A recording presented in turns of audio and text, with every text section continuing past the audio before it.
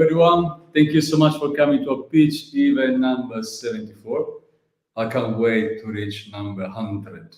But today we bring founders from Europe, North and South America. We have pitch event dedicated exactly for this part of the globe.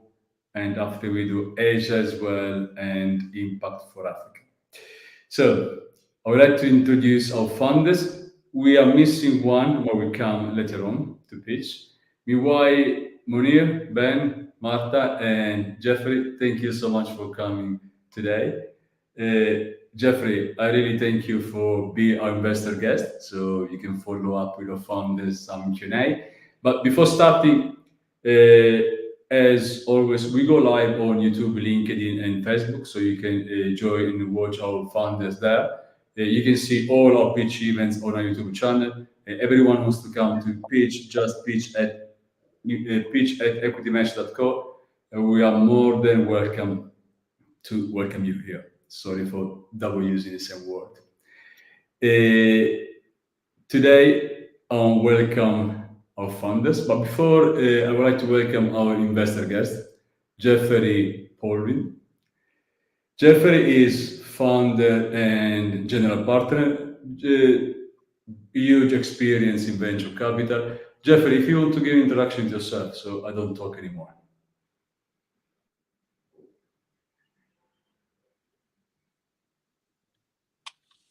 Perfect. Thank you very much for having me. It's a pleasure to be here working with all of your startups again. I'm a big fan. Just a quick background on myself. Early stage investor, founder as well. Built my first company resourcing firm with offices in Pakistan, Philippines, Egypt, Toronto, 15 plus years ago. And I've been working with early stage companies for over 25 years. I started back when I was an engineer working for the largest retailer in Canada. And from there, I continue to work with startups. And today, we've been working on a rebranding. So we are focusing our third fund on a little bit of a different approach. We're going into the circular and regenerative space, which fits under clean tech, agri-tech, and green. And our whole goal there is that we want to kind of go into this movement of the circular economy. So we'll be kicking the third fundraise off in the upcoming months. And yeah, today we focus on deep tech, fintech, and CPG-based companies in North America. And we're first money in, and then we work and help those founders grow their businesses. We've had multiple exits along with our portfolio. And alongside of that, we also do acquisitions. So our goal is to help get our companies to 50 million in a shorter period of time. And thank you for having me. Thank you so much for coming. Before I move into our first founder, which is Marta, everyone wants to raise questions. Please do it, and we are more than happy to bring them to our founders. Let me introduce Marta Daina. Marta is founder and CEO of Ideal Rent, based in Rome, Italy, internet marketplace platform, late seed round, 5 million in euros. How's it going, Marta? Very good, thank you. Thanks for having me. Thanks for coming. So, if you want to give an introduction to yourself and after go straight to pitch, don't wait for me.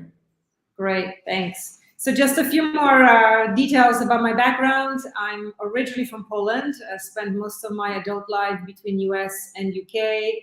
Have been calling Italy my home for the past 12 years. I'm a second-time founder. My first project, Car Planner, was in a B2C digital automotive space, and with Ideal Rent, I have moved to the B2B space, as have noticed a lot of opportunities. So let me walk you through then Ideal Rent and what we mean by your car subscription business in a box. So the mission of Ideal Rent is to enable any business across any sector to sell mobility solutions as easily and digitally as possible. And the context for why we believe it's such a great opportunity is that with the shifts to more flexible mobility, such as cars as a service, long-term rental, car subscriptions, and the incredible acceleration towards electric vehicles, a lot of new players that traditionally have not been part of the automotive space, such as banks or insurance companies, energy companies, are interested in entering mobility space, but obviously they don't have the right tools to do that. And they have to recognize that selling mobility and cars and service mobility especially is still quite complex. And this is really due to three main problems and areas of problems. One is around mobility product itself, still very unflexible and undifferentiated. Sales processes, offline, resource intensive, and the tech systems that kind of underpin everything are mostly rigid legacies that are just not scalable. So without the right digital infrastructure, it is virtually impossible to even think about setting up productive and scalable mobility sales operations. With Ideal Rent, we are providing businesses with a technology and commercial platform that powers their B2B2C mobility sales. We are working with customers across automotive, insurance, financial, and energy sectors and offering them all-in-one plug-and-play solution that allows them to create new revenue streams around mobility, to easily start selling those offerings to their customers and finding new ways to engage with them. Our product is a white label SaaS platform. We have been focusing on this concept of sales enablement because we recognize that with all of the problems I mentioned, this is really the key, the kind of blocking factor, and resolving it will help accelerate this as much as possible. So a lot of work in our product, in our platform, has gone into shortening and automating very long and cumbersome sales processes. We've put a lot of work into our virtual sales tutor, a chatbot, now obviously also integrated with AI, that helps sales reps, get up to speed as quickly as possible and kind of helps them resolve complex issues. And in terms of our revenue model, we have two revenue streams. One is the traditional SaaS license fee that we get from our B2B partners, and we also get sales commissions for all the car subscriptions that we sell through our platform and that we get from our suppliers. In terms of traction, we've already demonstrated a significant product market fit with having onboarded over 120 B2B customers, and we're solidifying our first mover advantage with a very innovative B2B2C business model and an IP protected SaaS platform.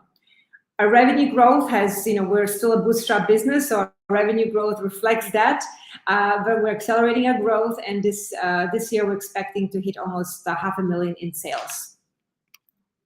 In terms of competitive background, we are the only B2B player across Europe that's really focusing also on non-fleet players. This is a very significant distinction because most of the players we've mapped out in the space are really looking at software-only solutions or helping OEMs or other mobility players with some sort of technology solution, whereas we are really focusing on a wider opportunity around mobility and also addressing non-fleet players such as mentioned, banks or energy insurance companies. It is a huge market, and this is just a snapshot of where the market is already today and doesn't even reflect the growth that we're seeing. Already today, across top 6 European markets, we have already 1.7 cars as a service vehicles on the roads, and with the expected penetration of 4% across target markets of Italy, France, and Spain, we're looking at 900 million in Optino market. Founder is never alone on the journey, and I'm very fortunate to be supported also by a great team discovering finance and technology. And both of these gentlemen have had background in very complex distribution and mobility projects. So the right team on this for this challenge. And I'm also very fortunate to be advised by a very top-notch heavyweight advisory board. These three gentlemen have been instrumental in helping to refine the Ideal Rent's business model, are opening the doors on strategic partnerships that we're working on, and have been just a great sounding boards. We are raising currently 5 million, as Max mentioned. 750K has already been secured. As you can tell, over half of it is earmarked for technology investments. We are aiming to make a shift from a broker model to a full stack mobility provider, asset light. So this is kind of a very key important piece, and we expect it to be 100 million generating in revenues by 27. So time is up. Thank you for. I'm happy now to take your questions. Thank you so much, Marta. Jeffrey, I leave everything to you. Perfect. Thank you, Marta. The first question is just so that I can understand, I guess, better the model. Can you explain to me how the customer experience works? You mentioned you have 120 customers. What are those company? Are they fleet owners? Like how are they managing and utilizing your system versus, say, the competitor's system? I just need to understand better how the model works. Absolutely. So our partners, our customers are companies that wish to sell mobility to the final customer base. So they're subscribing to the SaaS license and white label. We have two main categories right now. One is automotive, so dealers or mobility brokers, and the other one is insurance agents. So just to give you an idea of an insurance agent, obviously, they have never worked in mobility before. They're used to selling insurance services, but not mobility. So the customer flow would basically mean that they would be engaging with their own customers, either physically in their branches or digitally, thanks to the API that runs on their website. So the API of all the stock of cars we have available, and they would be able to kind of show them all the offerings on the platform, configure very quickly a couple of steps, a configuration of the offer, deliver a personalized quote that's branded obviously for them, and also through the platform handle all the documentation that is required to then proceed to the financial scoring of the customer. So we would then handle everything. We have a back office team that supports them with the commercial back office, and their final customer would then sign a contract for, let's say, a long-term rental or a car subscription powered by our deal, but the deal was intermediated by the insurance agent. So your white label solution allows for insurance companies who have customers that they feel this could be another revenue line for them. So they look to you to run the platform as a white label solution from them. They take a percentage, say 20% of the take of the deal flow that comes through. Their agents work with the customer in order to enable that. And then you go after fleet managers, car shops, everybody else that may have access mobility, and they run the same platform, and it's all about generating a second line of revenue for them. Absolutely, it's an additional income stream. It's an additional business model. We give them the full infrastructure. We give them the operational, the commercial, and the technology infrastructure to basically launch a new business line with 30 seconds. So how do you manage the usage of this? So because it's B2B, B2C, you now have to go out and get the customers to have and create demand. So how do you create demand to support all of these large insurance companies that can have millions of customers that are now interested to, say, drop their car on and have it being shared? How do you manage the other side of the funnel, which is getting everybody to want access to all of these customers' products? Yeah, that's a great question. And this is obviously in the B2B2C model, it's probably the area, getting to the C is probably the most challenging part, because you have that interim layer of, let's say, in this case, an insurance company. We're resolving that by kind of two ways. One is creating more and more engagement tools that they can plug into their existing processes and systems. So whether it's a mobile app, for engagement, whether it's a gamification around giving them to kind of try out those offerings. We are also doing a lot of our first phase of development was focusing on the sales enablement. So giving the sales agents all the tools to be fully empowered to sell those offerings. Now with the raise that we're planning to do, we're going to go towards the C. So not just creating an API feed of our offers, but creating, let's say, multi-tenant digital environments. There are kind of B2Cs, plug-and-play B2C environments in white label. Because we recognize a lot of these players are not focused on digital development. They're not tech companies. They need quick tools to hit the ground running. Okay, perfect. Can you explain a little bit more on your metric side, what the numbers are from how many, say, cars or whatever the mobility is, how many you have on the platform, what the usage rate is? You mentioned that your revenue this year would be 500,000. Is that gross, net? So the 500,000 would be composed kind of half-half. The contribution will be about half-half between the SaaS and the commissions. On the commission side, we generate gross commission, so 100%, and then we revenue share that with our partners. So our I cannot publicly share the gross margin split on the call.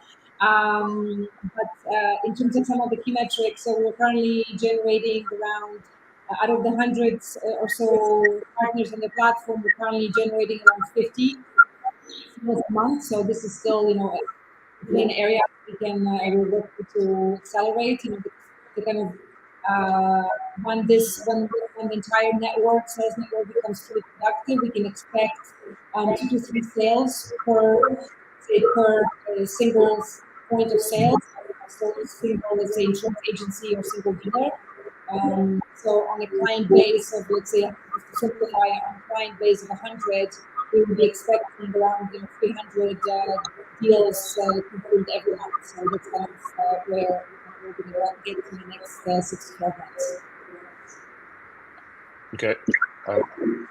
I would layer in kind of one last comment I would share is that on the early stage of the presentation, I would probably somehow tweak it to make it a little clearer on what the problem is that you're solving, and then put heavy up on how this makes money and how this is a scalable business that you can keep generating and processing.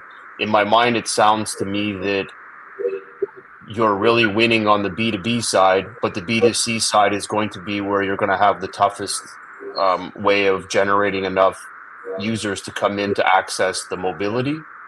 So is that partners? Is that going to Uber? Is that going to anybody and everybody that may have some access into larger consumer facing side? And those partnerships or those businesses take over that side of the business. And then you guys focus on the B2B side, which is getting all these insurance fleets and everybody else onto the platform, because that sounds like where you're making the best value.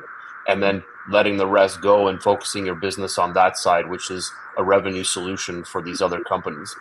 Again, it's just limited knowledge and understanding, but because you're doing such a large package, it might be very difficult to have this multi-sided marketplace and being able to feed both sides to the point where you're flowing it nice and smoothly and continue to generate fast revenue. So it might be that you can generate fast revenue on one side and you've got partners that take over the rest of it.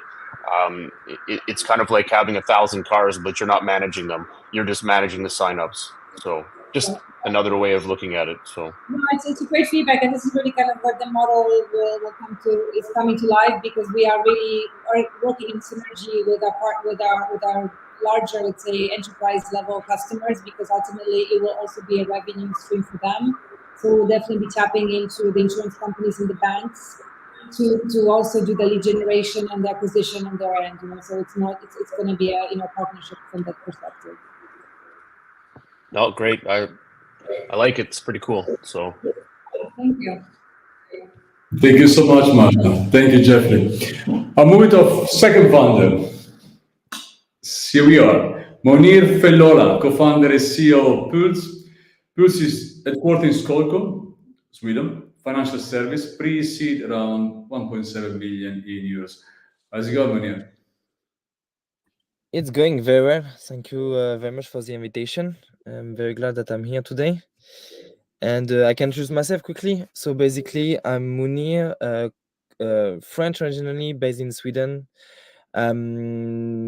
Engineer in applied mathematics. That's my study. And I did the classic path after my study, which is investment banking, management consulting. And after that, I launched a first startup, a strat case, that I exit to an equity, private equity. And today I'm the CEO of Puulse.co, which is a real-time payment solution. So I'm here today to represent Puulse, and Puulse have this mission to empower the gig economy. And today, when you look at the gig economy, the biggest problem for gig platforms, just for information, what is a gig economy is like people gig workers, like people who work with a small shifts of money, such as like Uber drivers, etc., cleaners, construction workers. And today, the big problem of those gig platforms who hire those workers is they have difficulties to attract, retain, and engage their gig workers, because the main reason that those gig workers go to those platforms is they are attracted by money. And today, when you work for those platforms, usually you get paid 10 to 90 days after you deliver a service. For example, if you are a Uber driver and you deliver your ride today, you will get the money in 7 days. And it can be worse, like for like some other companies, like truck drivers, they get their money like 2 months later, which is very annoying because they need to pay for the gasoline, they need to pay for their rent, they need to pay for the grocery. So they're not so motivated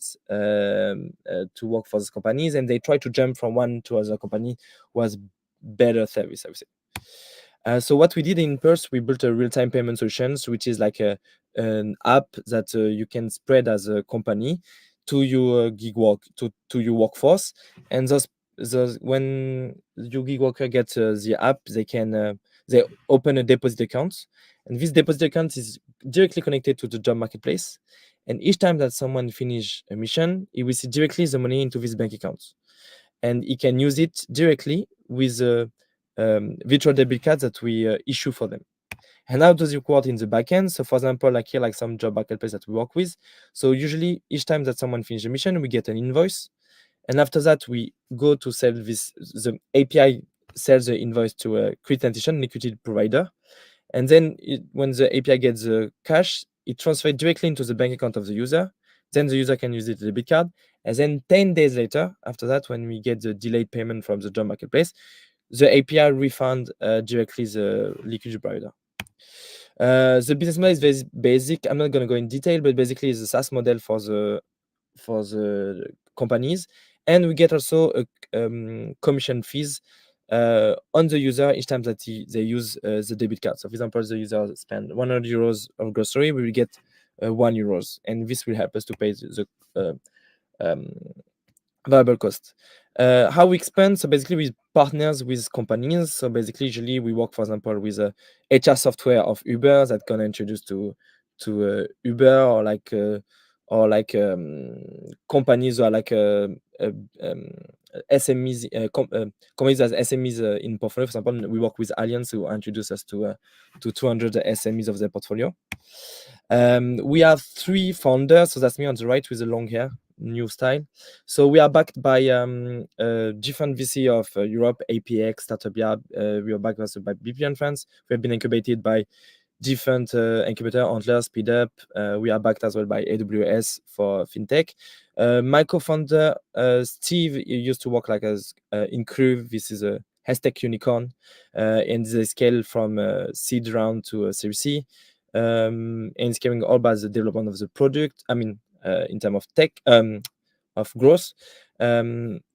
Ati, my co-founder, third co-founder, used to work as lean engineer at Zettel, and Zettel has been acquired by PayPal recently, and they develop a payment processor for them. And basically, what makes the difference between all the competition is mainly, I'm not going to detail, but basically we are the only one to be in real time in Europe. Globally, our competitors, they are not real time, or others are not even automatized. So everything that we do is fully automatized. It's real time. It takes 1 second, and you have, as a company, you have to do particularly nothing. Today we are integrated 8 platforms, including Uber Eats, Uber, Bolt, Volt, Glovo, Deliveroo. We have some news that's coming, like Felloula. We have 15,000 users in waiting list. We have 500 users live, and the best KPI we say is like when someone is paid in real time, usually he stay on the app. So that means we have 90% of retention with those users. We are on a mission to empower the gig economy, but also we have a second DNA, which is to help to build a better impact in the world, and especially we try to be in line with the UN Sustainable Development, which is a better condition work and economic growth. That us, and for invention we raised 1.7 million euros, and we're closing around pretty soon because we already like some offer. Thank you very much.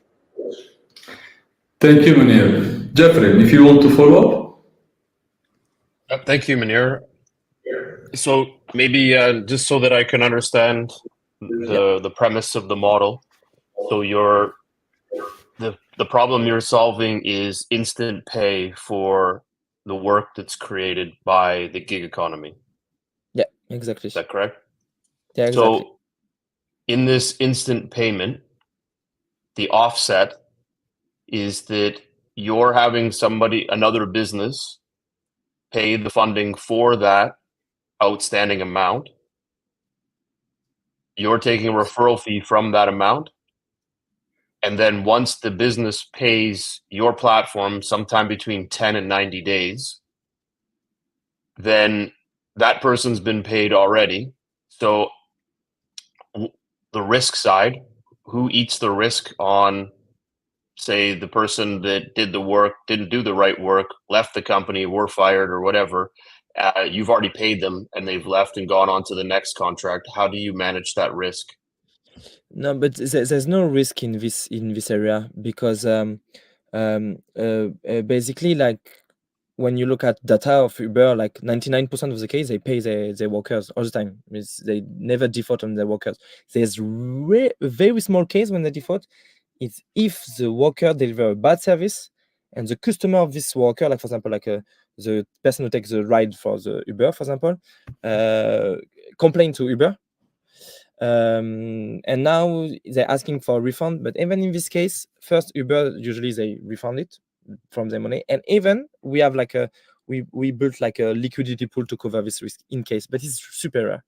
And it's not a business who provides the cash, it's like a proper like credit institution, so it's a accredited factoring company, considered sometimes as bank. We have some banking, but we also like some pure factoring company. Okay, so you are acting as a factoring company then on salaries, just as you would in so we are not CPG. the factor, the factoring. Correct. You not provide the money, but yeah, we develop the technology to help to process million of invoice in a minute.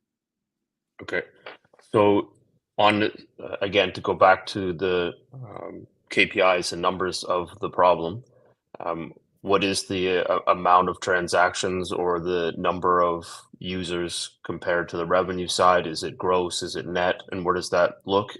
Or is that not live yet?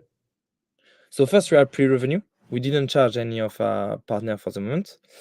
Second thing is very simple. One, in average, the gig worker, we transfer 1,000 euros per user per month. And now we have 500 users. So it's 500,000 per month. But the goal is to go higher. Just now we reached our limits and we need to find new partners. But yeah, globally that's our monthly transaction.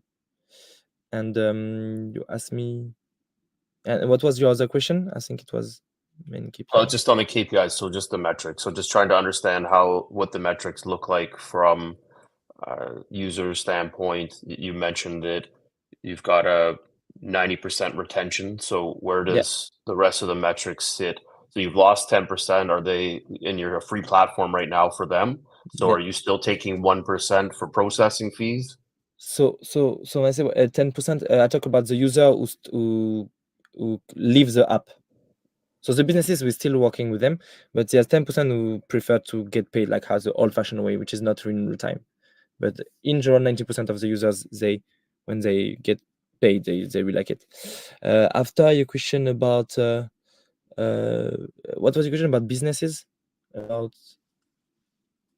we'll skip that one. You kind of answered some of it. So on the user side, what is the loss to them to be paid in real time? What's the benefit? Yep. It's very simple. Just people are low and medium income, so they really live from paycheck to paycheck. So for them, the benefit is they can just like first work because they need to rent. They have some renting, them some cost, and secondly, they can live, so they're motivated to pay their rent, so they take more gigs, they work more, they deliver better services. So the benefit for them is just like they can survive, I would say, because from now it's those gig workers, it's very difficult for them to go from 1 month to another month, overall with like inflation. And the benefit for the platforms is they have like workers who are much more motivated and get more gigs. And also we have some cases, like for example, we work with like a company with a higher gig platform who connect like cleaners. And for example, those gig workers, when they get paid in real time, they stay on the platform. So that's mean usually when you have a cleaner, for example, you start to pay from hand to hand. But because like now it's real time, so now the people stay on the platform, and this bring more revenue to the gig platform. So that's some of the benefits.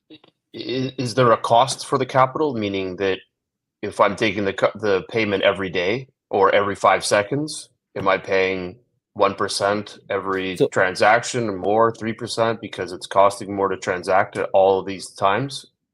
So there's no costs attached to the user. There's a cost of capital, but we cover it with the commission on the debit card. Okay. So there's 0.04% of cost of capital per day, and we do some management capital to avoid to borrow them too much. We have like some financial technique to reduce it, but even this we covered with each time that someone uses debit card. So it's nothing is cost to the user. So on your business side, what is the current losses that you're hitting because you're not charging for the platform, you're not charging for any of these things? So are you taking a loss every day on transaction fees and everything else? So yeah, we basically we lost particularly €1 each time that we send 100 euros. Okay. But this is a maximum limit. Okay. All right. The only last thing I would share is that on the model is, again, going into more of the metrics. So, and I'll emphasize this for everybody, you know, problem solution is your first minute of anything you talk about, and the rest is how do you make money. So you can't be afraid to talk about what the KPIs are, what are your metrics, how much money you're making, why is this making money, why are you losing money, but you've got market traction and everything else. It's very important for an investor. If they only got 5 minutes or 3 minutes of your time, they need to understand the metrics. You know, as much as it might be complicated for most, who cares? Just get out something so that they can leverage and understand where your model is and where it's going to go. Okay. But outside that, it's you're proving that there's a problem, just as Marta's business.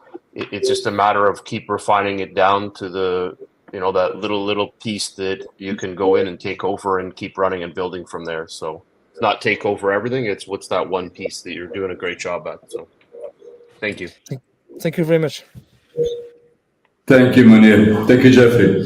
So moving on, founder number 3, Benjamin Okah, founder and CEO of PopPullar, headquartered in Delaware, States, e-commerce pre-seed $3 million. How's it going, Benjamin?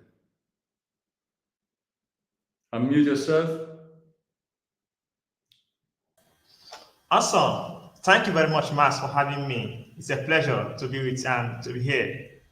Let me briefly introduce myself. My name is Benjamin. I'm a computer scientist with 5 years experience in startup within EU and the US. So the PopPullar is my first product. So PopPullar is actually an innovative video-centric social commerce media that that actually empower users with informed purchasing decisions and provide vendors a platform to actually to actually educate their users or their customers more about their products, and also have a traditional social media and social commerce store on the platform. Our mission is actually to bridge the gap between customers and brand to ensure transparency and knowledge-driven shopping experience. Here is the problem we are solving. About 72% of research, according to the research, about 72% of online shoppers actually leave website due to complex navigation, while 83% require support. And when it comes to marketing problem, there is high cost of marketing that comes from ad. According to Forbes, it estimated that around 80% of business fail within the first 18 months due to high marketing costs, which of course come from ad. And another problem we are solving is poor customer support. According to Live Persons, found that say that 83% of online shoppers need support during their online journey, and of course 79% of them actually need life assistance and support. So this is something that we are kind of solving with social commerce, and not to forget that social commerce is actually a new industry that we are trying to put together as a traditional industry, just like the way we have social media and e-commerce. So we see the need to actually have social commerce as well, in order to actually solve some problems and the online sales, and here is the solution we are creating, with simple and intuitive interface that make it easy for users to navigate and find products, without hassle, So here is the kind of, although this is something, this screens is not 100% how our screen looks. We try to hide a lot of things, and we try to put some things hidden, since we are yet to go live in 2 months' time. So here is a Bible video. This is like real, but it's not like it doesn't work completely like real. It's a mixture of real and ad technology. We want to replace. We are using this video to replace ad. Because we want to make sure that we reduce marketing costs drastically by replacing ad with the Bible video. So with this video, this is a product showcasing the video. If you share it on any social commerce platform as well, or any social media platform, if someone click it, it will still bring the person to PopPullar to actually purchase this product. So there is no need for you to run an ad. With our video, it can actually be trained. And then here is the vendor page. In this page, there is you can actually customize your products right here and how your store looks like. It's not like the way e-commerce store looks, or the way, of course, social media don't have store. They only have a third-party store from Shopify. So we happen to be the first traditional platform, social platform, apart from Facebook, that doesn't have a functional store.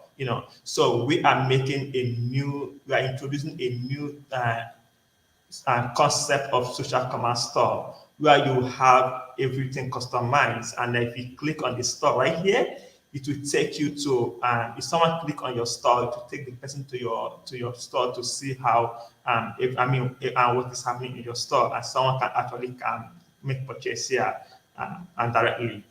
So it's a robust vendor page that featuring instant messaging, audio and voice call, and address any concerns.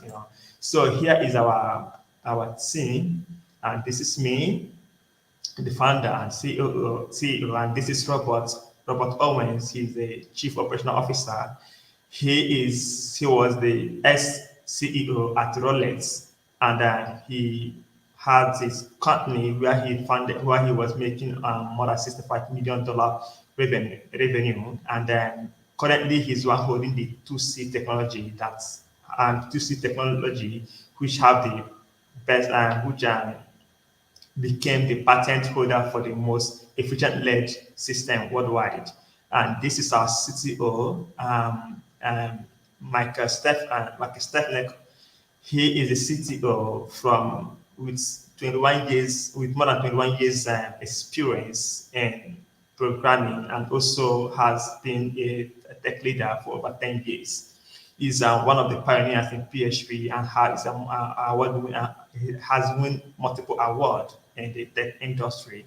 Stephanie Lewis is coming from Ford. Is a member of Ford. She is the chief marketing officer, and she also she's a co-founder in Dropout. we this is Rory Douglas, the chief promoter and advisor. He has experience in financial. He's experienced financial experts that have been empowering an entrepreneur for over 20 years, transitioning from entertainment. He was actually in Hollywood before he went to coaching CEOs, CPAs, and other professionals. He's one of the best-selling authors, collaborating with industry giants like such as Jim Reed. Ben, well, you had 30 more seconds after we need to move to the Q&A. Okay.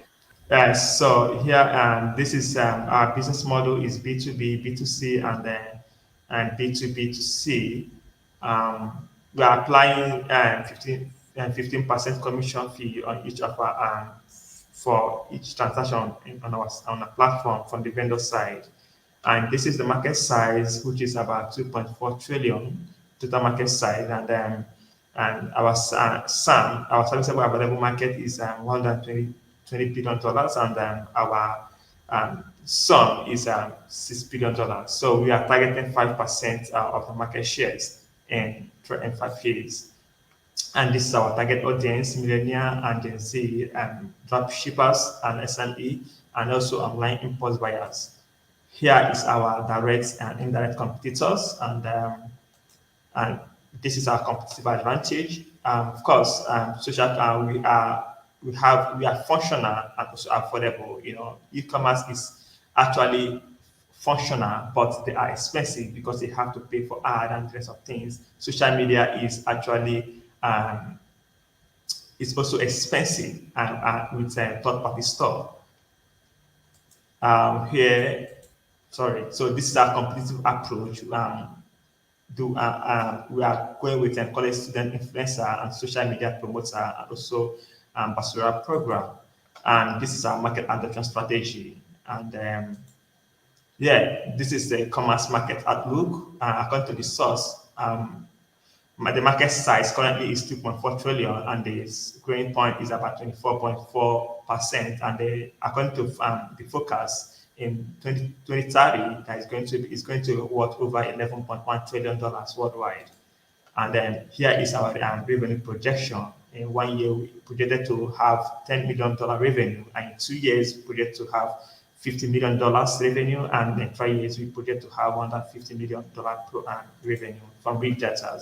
And then here is how we intend to grow. In 1 year and 5 years, we expect to grow to $1 billion revenue, and this is our investment. We are currently seeking $10 million in funding for 3 years and operations, which we give us these entire values here.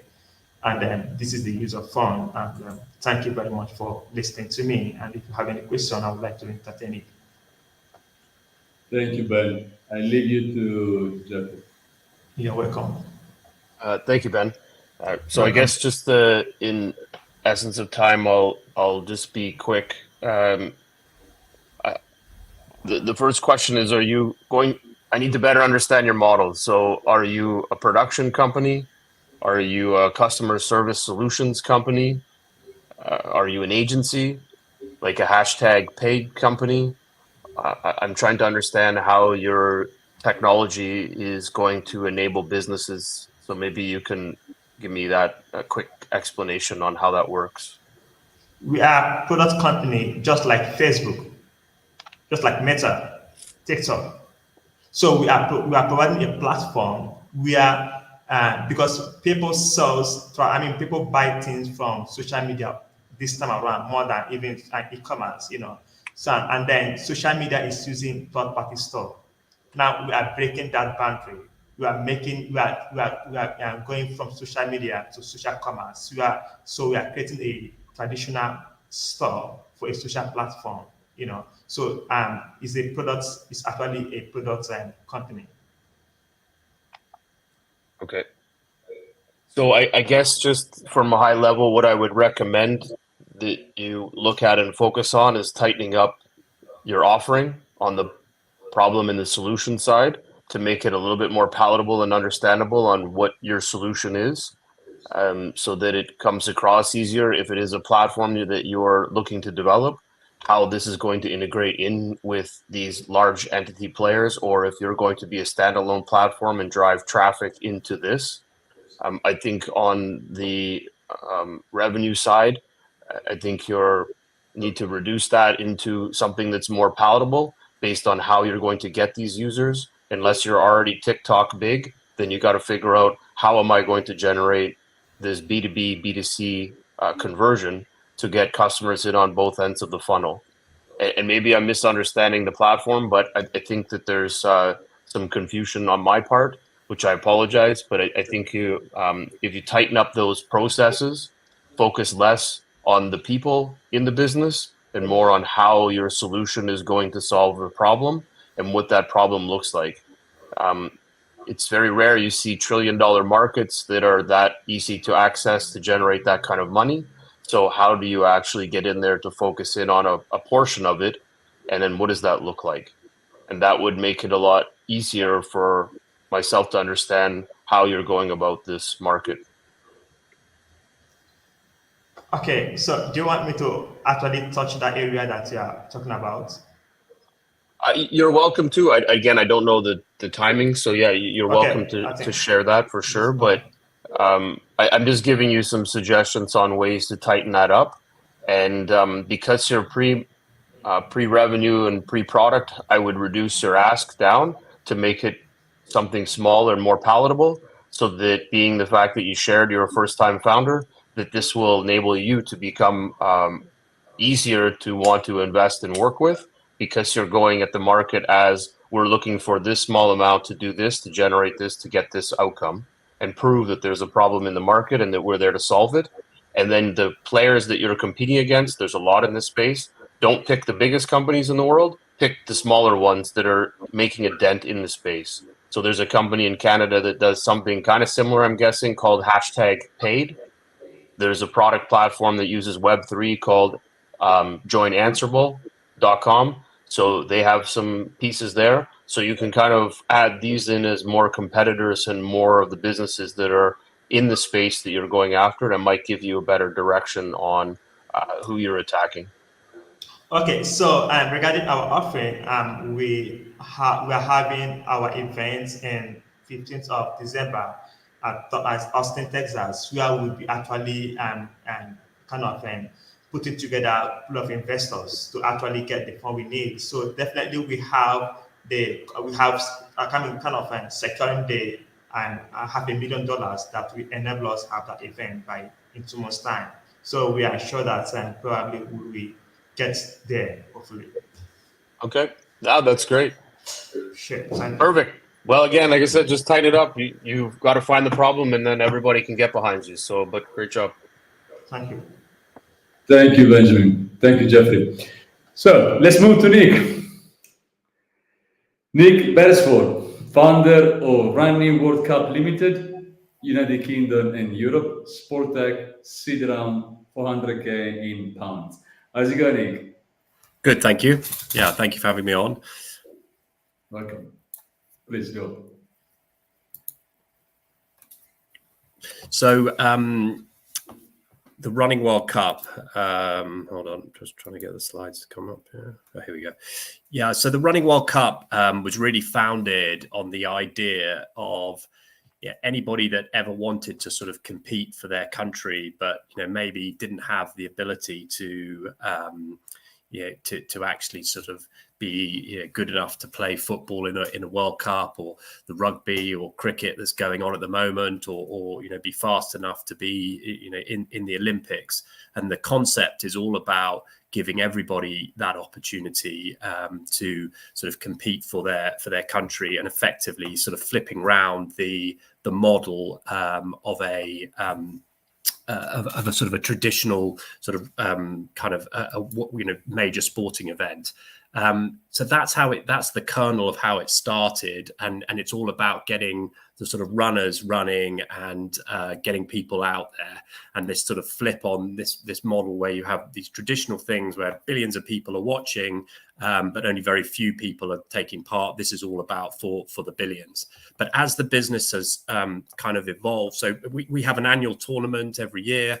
It's actually going on at the moment. We're just going into the finals, and it's got very sort of popular in terms of we've had about over 700,000 people sign up and things. We've built a technology platform that basically enables runners from 237 different countries to run wherever they are using whichever tracking systems they want, and compete for their country. It's about it's a short distance, and then the total kilometers are added up, divided by the sort of the country population, and that's how you get the score. So big countries can compete with small ones.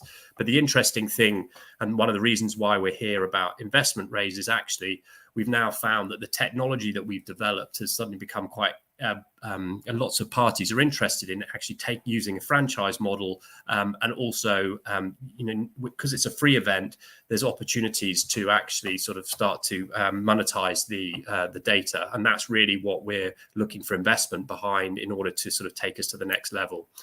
So I said, we had over 700,000 signups, over 237 different countries. High levels of engagement, people buy the shirts, and you can see lots of social sharing and all of those kind of things.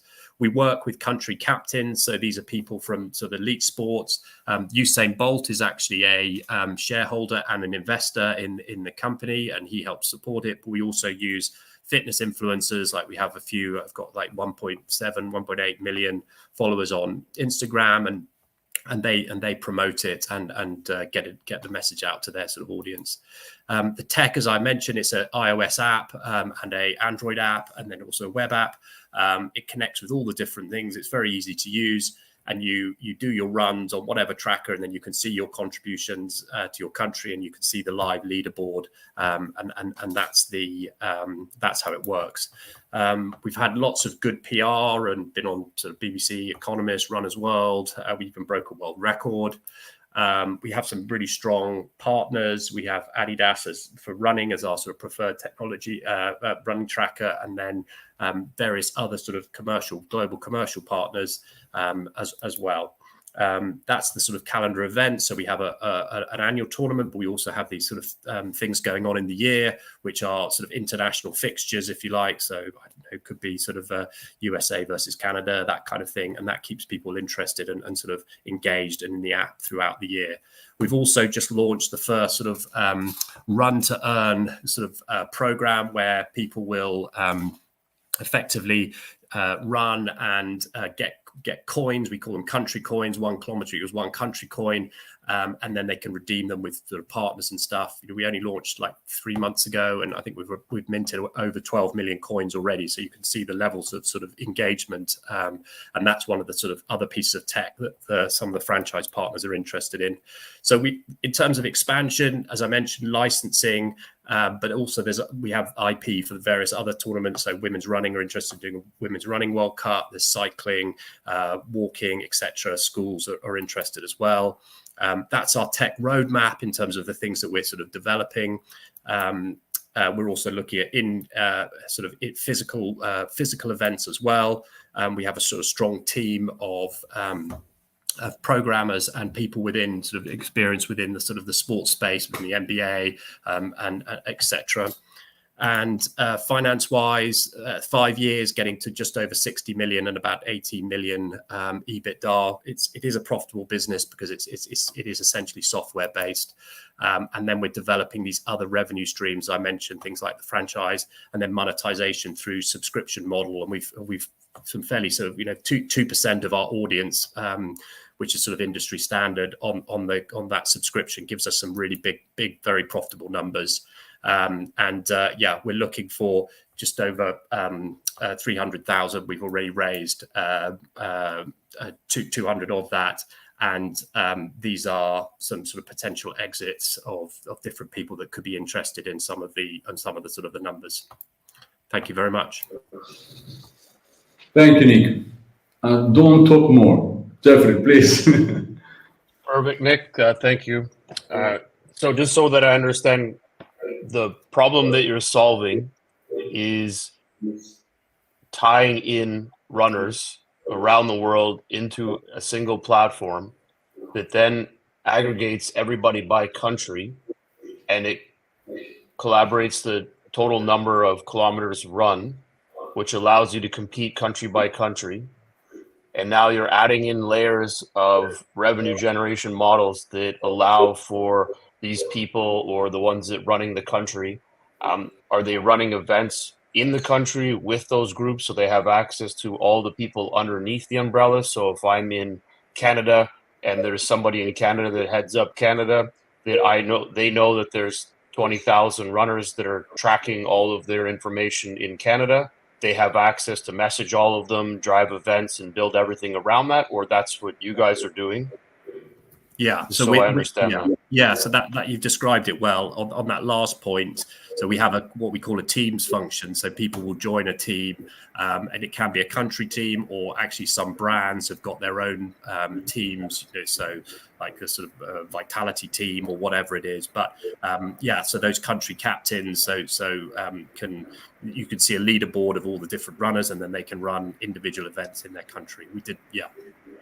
So the goal is that you're accumulating the number of kilometers. Is that the idea? Like, what ties this all together? Is it the passion for running, or is it the passion for being part of something global? Like, I'm just trying to understand. Yeah, it's competing, being able to compete for your country in a major event. So we have this Running World Cup, and your kilometers help. The kilometers you run help your country to win, and it goes through the normal like qualifiers. And at the moment we're in the knockout rounds. Actually, we're in the final. It's actually South Africa versus Ukraine in the final, and loads of people are out running. Well, will be out running this weekend, trying to help their country win from those two nations. And what is the end goal to win? Like, what do you win? Like, it's not a real live event, right? It's not.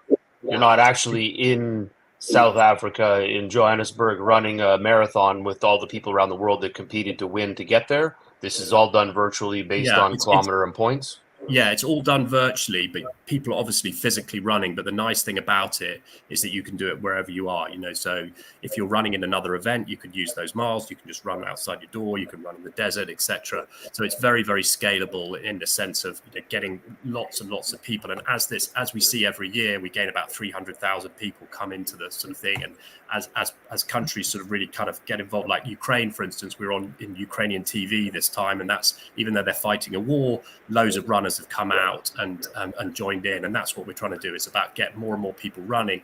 But then I guess we get a lot of sponsorship money, but the next phase is really sort of monetizing that and also licensing out the tech. So we've got one deal already signed and some really big ones in the pipe, and that's what we're looking for, sort of, I guess, help with financially to get those programs working. Okay. So you mentioned that you had a screen with numbers. It went quickly, so I didn't catch everything really quickly, but can you give me some idea of the number of users on the system, what the revenues were for 2023 or 2022, what that looks like? Because you mentioned 2% subscriptions. Yeah, so we had 700,000 people that have signed up or downloaded the app. We did about just over 500,000 last year and made a 250,000 profit. Pounds, that is, yeah, not dollars. And is this, you mentioned you have sponsors and stuff, is that part of that, or is that a different setup? Yeah, that's the main sort of revenue at the moment. But we see actually, yes, there's sponsorship going forward and new events that we can do, but actually where we're seeing the big money starting to come in is through this franchise model, and also monetizing through the subscription model and those kind of things. That we have some deals with some of the big telcos about to land where they're actually going to promote it, because they're all about wanting to get people using data. And so for them, they actually want to sell this proposition through a subscription to their users. And we have deals tied up with some of the big ones. So like they've got about 2 million people globally. We've got agreements in principle with those guys.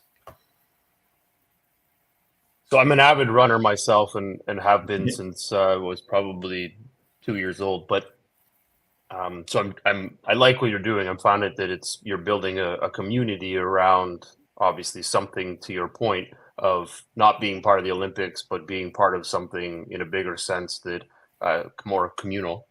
And I guess as time goes, you'll build in the monetary side to it, or the revenues that will come from it. So I think that that's obviously the key, or is part of it in the future. But the key is getting as many runners onto this platform, like Map My Ride. They were bought, as you mentioned. I've been using their app for 15 years since it came out.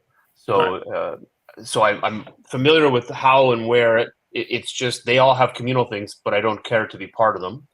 So now I'm interested in this global piece because I've run all over the world too. So I don't know if that structure builds into this, but I'm more curious as the revenue streams that you can generate from the amount of people that you have, because running is the cheapest sport in the world.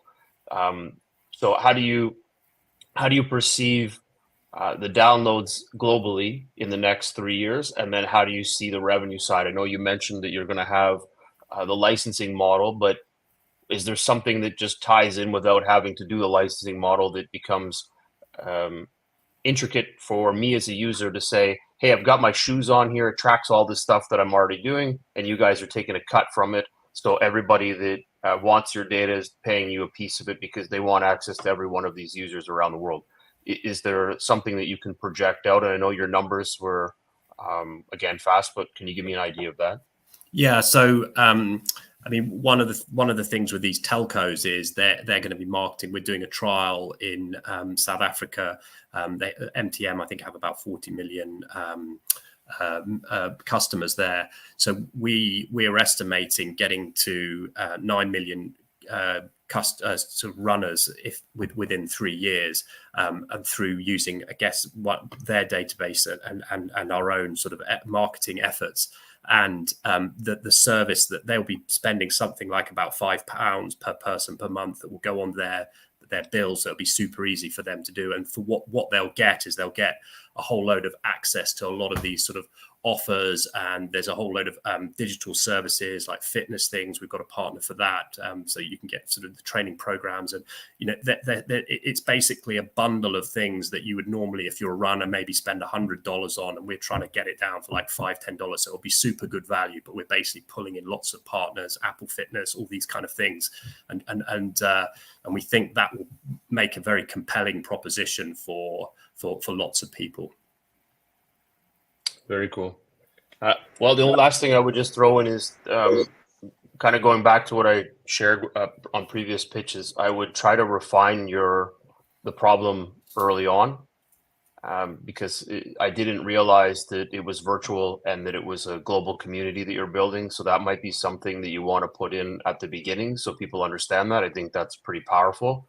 And I would start off by putting in and sharing that you have 700,000 people globally working in a virtual environment, because I think that that's pretty important. And the fact that whatever that usability is, some of those metrics are going to be key further on in your pitch, is to make sure you touch base on that you have this many active users.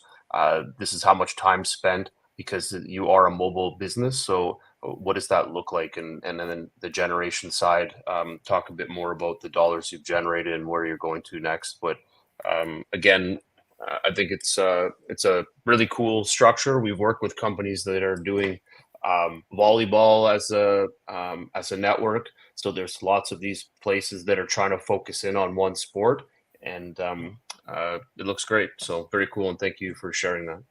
No, I appreciate it. Thanks for the feedback as well. Thank you, Nick. Thank you, Jeffrey. Stay there, Nick. We are all back now soon. Unfortunately, Ben has to leave. So as we always close, 20 seconds. And let me start with you, Nick. Convincing Jeffrey and all the investors watching, your best elevator pitch. Oh, I think if anybody's interested in we've developed the technology. It's all there. We've got the users. We've got some really good partnerships coming up. We just need a bit of funding, really, just to sort of enable us to get those things done and really sort of monetize the data and explode the community. So, we'd love to have investors on board for that. Thank you, Nick. Mounir. Just I would say one thing is we know already that in 5 years real-time payment will be like a commodity. I would say 90% of transactions will be in real-time. So I think just being part of this journey, it's quite already exciting. And in our case, I really believe that we have probably the best product on the market. So I hope like there will be some investors that will join us into this growth. Thank you, Mounir. Marta, please. Mobility is an exciting space with a lot of new actors entering and interesting for strategic reasons.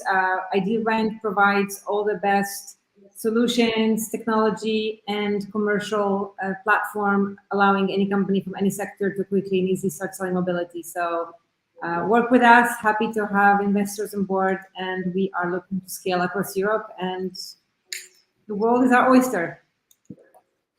Thank you, Marta. Thank you, Mounir, Nick. Absolutely. Thank you so much, Jeffrey, for taking your time today. I know you're very busy and stay with us and helping our founders to best pitch their venture. To everyone who wants to watch our recorded video, just go to our YouTube channel. We have all our pitch events and not only. And you can get in touch directly with our founders. We don't charge success fee. I want to stress as much as I can. This is complimentary. We do this because we love founders in EquityMatch, and we don't charge any success fee. If you invest in our founders, you are all spending even the last pound, euro, dollar with them, not with us. Thank you again to everyone, and I'll see you next week. Thank you so much, guys. Bye. Thank you. Bye. Thank you. Have a good week.